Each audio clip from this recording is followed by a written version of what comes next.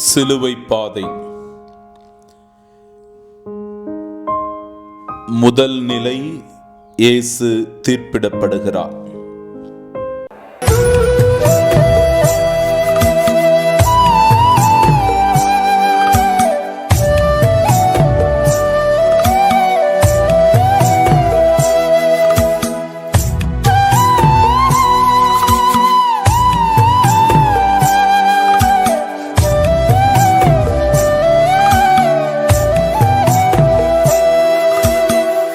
இயேசுவே உம் வல்லமை எனக்கு தாரும், வலுவற்று போகும்போது எனக்கு உதவும். திவ்ய இயேசுவே, உம்மை ஆராதித்து வணங்கி உமக்கு நன்றி அறிந்த தோத்திரம் செய்கின்றோம். அது ஏனென்றால் அச்சிஷ்ட பாரமான சிலுவையை சுமந்து உலகத்தை மீட்டு ரட்சித்தீர். இயேசுவே, பல குற்றவாளிகள் தண்டிக்கப்படாமல் விடப்படலாம். ஆனால் ஒரு நிரபராதி தண்டிக்கப்படக்கூடாது என்று தெரிந்தும் எம் சுயநலத்தால் பலவீனத்தால் பிறர் வாழ்வை சிதைத்திருக்கின்றோம். எம் திசை மாறிய தீர்ப்புகளை திருத்தி உண்மைக்கும் உமக்கும் சாட்சி சொல்லி வாழும் மனம் தாரும். இரண்டாம் நிலை, இயேசுவின் தோள் மீது சிலுவையை சுமத்துகிறார்கள். எம் சிலுவையை சுமந்து உம்மை பின் செல்ல அழைத்த இறைவா, சுமையில்லாமல் சுகமாக வாழ நினைப்பவர்கள் நாங்கள். தோல் வலிக்கும் என்பதற்காக தோழமை உறவை மறுப்பவர்கள் இனி எம் வாழ்வில் பிறருக்கு சுமையாக இல்லாமல் துன்பங்களில் தோள் கொடுக்கும் மன வலிமை தாரும். மூன்றாம் நிலை, இயேசு முதல் முறையாக தரையில் விழுகிறார். விழுகின்ற குழந்தை எழுவது இயற்கை. எழுந்தால் மட்டும் போதுமா? நடந்தால்தானே நல்லது. இறைவா, பாவத்தால் பலவீனத்தால் வீழ்ந்தவர்களை வேடிக்கை பார்க்கும் மனநிலையை மாற்றி துணிவோடு அவர்களை தூக்கிவிடும் துணிவை எம்முள் பிறக்க வையும். நான்காம் நிலை, இயேசு தம் தாயை சந்திக்கிறார். இயேசுவே, பொதுநலப் பணியில் சேவையில் தீராத ஆர்வம் கொண்டு உழைக்க வருகின்றவர்களுக்கு ஊக்கம் தராமல் தடையாக இருக்கும் என் தவறுகளை மாற்றி மக்கள் நலனில் அக்கறை காட்டும் மனநிலையை என்னில் விடியச் செய்யும். ஐந்தாம் நிலை, இயேசுவுக்கு சீமோன் உதவி செய்கிறார். இறைவா, சுயநல வலைகள் எங்களை சுற்றியிருப்பதால் உதவிக்கரம் நீட்ட தயங்குகின்றோம். பிறர் கவலையிலும் கண்ணீரிலும் பங்கு கொள்ள மறுக்கின்றோம்.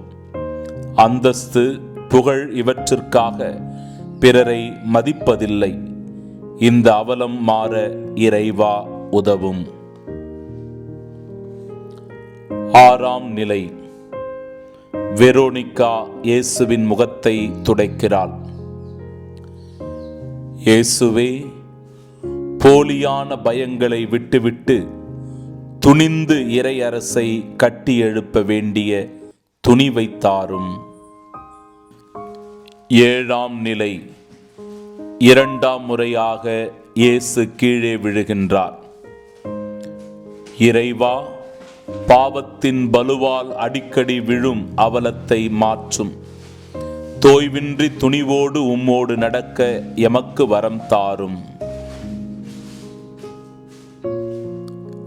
எட்டாம் நிலை, இயேசு எருசலேம் பெண்களுக்கு ஆறுதல் கூறுகிறார். இறைவா, கலாச்சார பண்பாடு பாதிப்புகளால் தமக்கு தாமே சிறையாகி தனிமையாகி தம் அகப்புற விடுதலை விடியலுக்காய் ஏங்கிக் கொண்டிருக்கும் ஒவ்வொருவருக்கும் உம் புது வாழ்வின் வைகரையை மலரச் செய்யும்.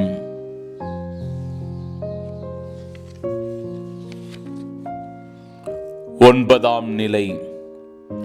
மூன்றாம் முறையாக இயேசு கீழே விழுகின்றார். இயேசுவே, மூடியிருக்கும் மொட்டுகள் மலர கதிரவனின் கதிர் தேவை. வாழ நிற்கும் எங்கள் நெஞ்சங்கள் மலர உன் அருள் ஒளி தேவை. நாங்கள் பாதை மாறி விழுந்துவிட்ட நிலைகளிலிருந்து எழுந்து உன் பாதையில் வழிநடக்க அருள் தாரும். பத்தாம் நிலை. இயேசுவின் ஆடைகளை களைதல். இறைவா, எம் சுயநல சார்புகளால் போலி வாழ்வால் மாண்பு மறுதலிக்கப்படும் அவலம் அரங்கேறிக் கொண்டிருக்கிறது. இந்த நிலை மாறி புதியதோர் உலகம் செய்ய, அதனால் உம் மதிப்பீடுகளை வாழச் செய்ய வரம் தாரும். 11ஆம் நிலை. இயேசுவை சிலுவையில் அறைகின்றார்கள்.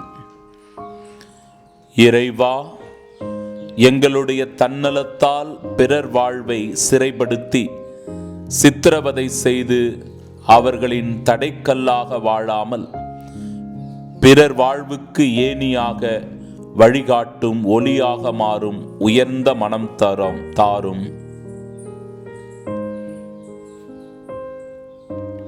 12ஆம் நிலை. இயேசு சிலுவையில் உயிர் விடுகிறார். இறைவா, உன் லட்சிய பார்வையை எம் வாழ்வின் இலக்கணமாக்கி நீ கண்ட கனவை நனவாக்க உம் பாதையில் எம் பயணத்தை இன்றே தொடங்க வரம் தாரும். 13ஆம் நிலை. இயேசுவை அன்னையின் மடியில் கிடத்துகிறார்கள். மரியன்னையை என் அன்பு தாயாக தந்த இறைவா, உலகில் சோகங்கள் தொடராமல் உறவின் பாலங்கள் உருவாகி அமைதி பிறக்க உமக்குள் இருக்கும் ஆற்றலை எம்முள் பிறக்க வையும். 14ஆம் நிலை. இயேசுவின் உடலை கல்லறையில் அடக்கம் செய்கிறார்கள். எல்லோரும் இன்புற்றிருக்க நினைத்த இறைவா, உலகத்திற்கு பொது உடைமையை பிரகடனம் செய்தவரே, உமது சாவு எங்களை புது வாழ்வுக்கு அழைப்பதை உணர்கின்றோம். எம் தீய குணங்களுக்கு கல்லறை கட்டிவிட்டு நன்மைக்கும் உண்மைக்கும் உறவுக்கும் உமக்கும் சாட்சிகளாக எமை மாற்றும். எங்கள் பேரில் தயவாயிரும் சுவாமி, எங்கள் பேரில் தயவாயிரும். எங்கள் பேரில் தயவாயிரும் சுவாமி, எங்கள் பேரில் தயவாயிரும். மரித்த விசுவாசிகளின் ஆன்மாக்கள் சர்வேஸ்வரனுடைய இரக்கத்தினால் நித்திய சமாதானத்தில் இளைப்பாற கடவன. ஆமீன்.